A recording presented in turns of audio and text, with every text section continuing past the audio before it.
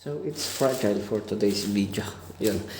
Nakalimutan kong kung kanina unbox. Excited lang. Ayun. Tapos, ayun, papakita natin tong nabili natin from Lazada ulit. From Lotus PH. Ayun eh. Impact drill. 750 watts po siya.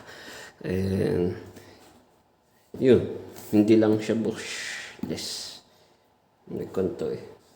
Yun, no? Drill bits, carbon brush. Kaya hindi siya bushless. Tapos magkano siya? It's around 1,000 pesos yung sale nila. Nung kailan to?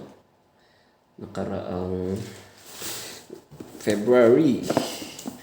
Yan eh. Tapos hindi ko pa to nagagamit. So, try natin. Ayan. Panda rin lang. Kasi gabi na. So, ito siya. Ito po yung box niya. Yun eh. Tapos sa loob, may kasama handle. Yung kanya. Tapos, ayun. Tapos, mga manuals and some freebies. So, ganyan po siya. Ayan po yung ito natin. Lotus Impact Drill. Ayun eh. Ayun eh. Tapos ito siya. Lalagay dito. Ito pa siya. Actually nasusubukan. Pero dito siya. Alam ko dati. Lalagay dito. Tapos hitan dito para meron dito siyang pang ito yung ginagamit pang dito sa tornilyo. Yun eh. At meron siya gamit pala nito. Kalimutan ko na. Pang-lock ata. At meron siyang manual. Merong free na drills. And some, yun. Yung brush. Saksak natin. Para i-try natin kung pwede ba. Gumagawa ngayon ng ingay ang Lotus.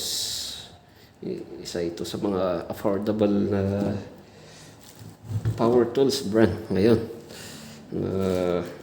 Nakikita ko namang ginagamit ng mga ibang content creators, DIYers at okay naman.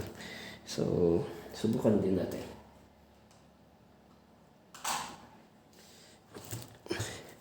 Yun eh. Ayan, umandar siya. Ayan pa.